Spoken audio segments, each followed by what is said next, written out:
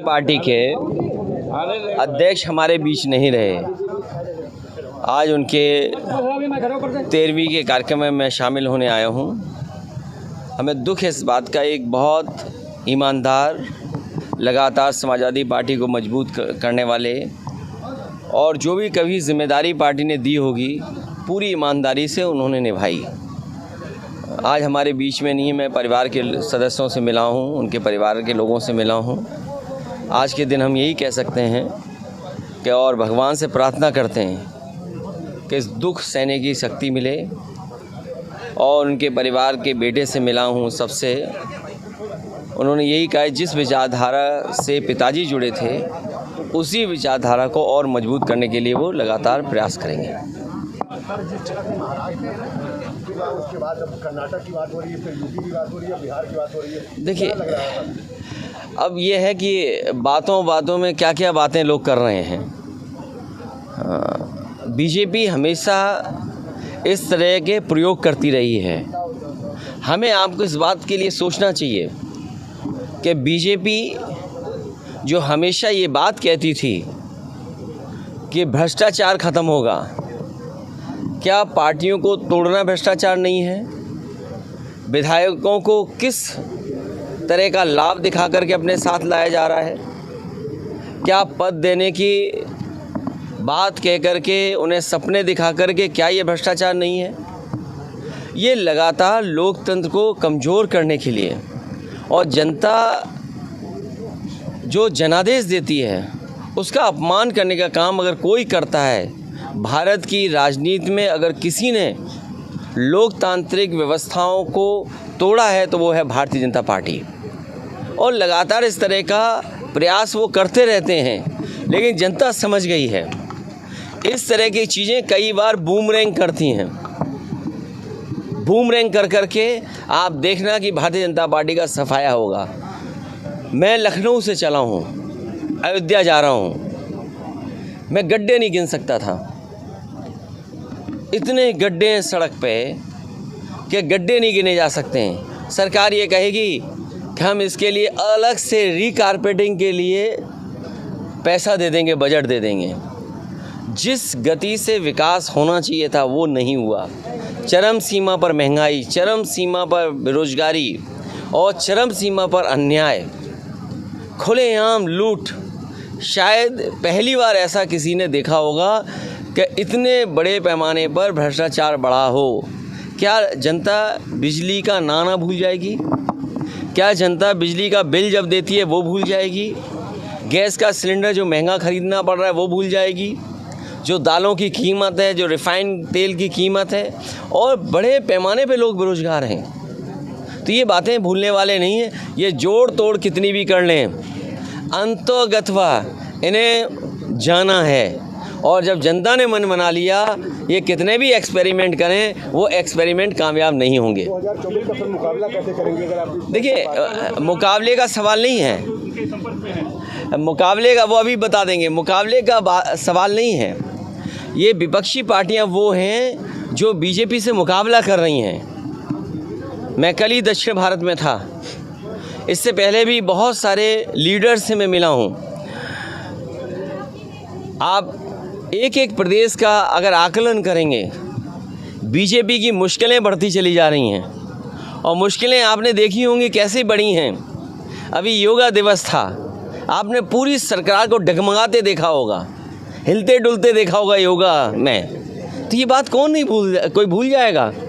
अरे ये जो बात इधर से आ रही थी, हालांकि मैं ये देखिए, न्यूज़ 18 का काम ये है कि कुछ बीजेपी के लिए दूसरे दलों से काम लेते रहना।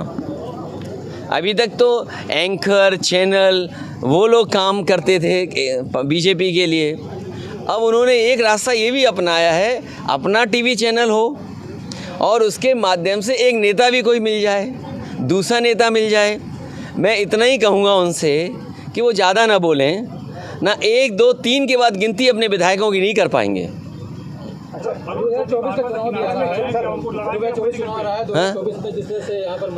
देखिए, 24 में उत्तर प्रदेश में ऐतिहासिक जीत समाजवादी पार्टी और सहयोगी दलों की होने जा रही है। और इसलिए हम आप सब घाघरा के किनारे खड़े हैं। किसी दिशा में आप चले जाएं, किसी किसान की आय दोगुनी हो तो बताओ। मुझे नहीं पता कि सरयू नदी का कितना पानी पवित्र है, पवित्र मानते हैं हम लोग। गंगा, माँ गंगा की कसम खा करके भारतीय जनता पार्टी के लोगों ने कहा कि हम किसानों की आय दोगुनी कर देंगे। क्या किसी किसान की आय दोगुनी हुई होगी? यहाँ ये भी सरयू का किनारा है। आप किस दिशा में जा कर के बताओगे हमें कि किसानों की आय दोगुनी हो गई? सर, चुनाव के पहले क्या 2024 के पहले महाराष्ट्र वाली घटना दोहराई जा सकती है? देखिए, जो अच्छा चेहरा होगा वो समाजवादी पार्टी लड़ाएगी, सर, महाराष्ट्र चुनाव जो मजबूत होगा वो समाजवादी पार्टी लड़ाएगी। आप अयोध्या में हैं, क्या राम दर्शन करेंगे रामलला का? देखो, तुम कैसी बातें करते हो। कितनी बार बोलता हूँ, अगर राम की धरती वाले लोग और ख़ासकर अयोध्या के हमारे पत्रकार ये बात भूल जाएं कि मैं अयोध्या में आकर के क्या कहता हूँ। मैंने हमेशा वही कहा कि हम लोग जब पूरा निर्माण हो जाएगा तो दर्शन क्यों करने का नहीं आएंगे, और फिर हम तो आपसे भी कहेंगे हमारा भी मंदिर है, उसका भी दर्शन कराएंगे आपको। अगर आप हमें दर्शन कराने के लिए बुला रहे हो तो हम भी आपको न्योता देंगे और अपने नेताओं से कहेंगे सबके phone number, address, WhatsApp number याद रखना, हमारे भी मंदिर दर्शन में आप लोग आना। 2024 क्या मुद्दा?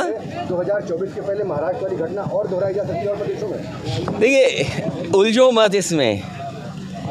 हमें आपको ये सोचना चाहिए कि जो मुनाफा हो रहा है महंगाई के कारण वो किसकी जेब में जा रहा है, और क्या वजह है कि बड़ी बड़ी इन्वेस्टमेंट मीट के बाद भी कोई उद्योगपति उत्तर प्रदेश नहीं आया, कारखाना नहीं लग रहा है। आखिरकार वो कारण क्या है? और फिर जिस बात को प्रधानमंत्री ने कहा हो कि छुट्टा जानवर ख़त्म कर देंगे, लखनऊ से आप अयोध्या चले जाओ, अयोध्या से गोरखपुर, गोरखपुर से देवरिया और आगे हिस्से में चले जाओ, बताओ ट्रैफिक का इंतज़ाम कुछ लोग नहीं संभाल रहे, सड़कों पर जानवर संभाल रहे हैं। बड़े दुख की बात है, $1 ट्रिलियन इकोनॉमी का सपना दिखाने वाले सड़क से जानवर नहीं हटा पा रहे। सर, क्या इस तरह की महाराष्ट्र घटना दोबारा हो सकती है? और दूसरा ये कि क्या अब होगी वहाँ पर जहाँ पर आपने सरकार को डगमगाते देखा है, 24 के बाद वहीं होगी जहाँ की आप बता रहे हो बात। विपक्षी एकता को कोई झटका? कोई विपक्ष को झटका नहीं लगने वाला है, विपक्ष जो है और विपक्ष अपनी अपनी जगह मजबूत है, ये याद रखिए। विपक्ष अपनी अपनी जगह बहुत मजबूती से लड़ रहा है बीजेपी के खिलाफ। विपक्ष बिहार के बाद जो है बेंगलुरु में बैठक करने जा रहा है, क्या कहेंगे सर? आपके साथ रहेंगे 2024 में? अरे तुम कैसी बातें करते हो आप?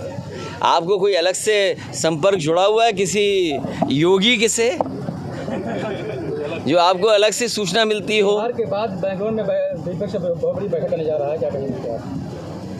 बिहार के बाद जो है विपक्ष जो है बेंगलुरु में बैठक करने जा रहा है।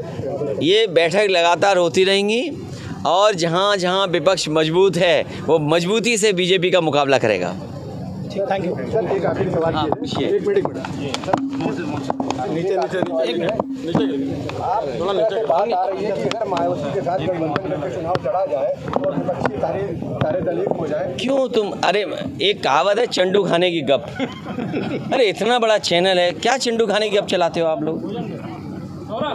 अरे कुछ होमवर्क करो आप। जनता बदलाव चाहती है और ये जो समस्या है उसका समाधान बीजेपी नहीं कर पाई है। आप वही मैं कह रहा हूँ, जनता तैयार है बीजेपी को हराने के लिए। सवाल ये नहीं है कि कौन दल किसके साथ है, लेकिन जनता भारतीय जनता पार्टी को हराने के लिए मजबूत दल के साथ खड़ी होगी। कांग्रेस साथ आ रही है।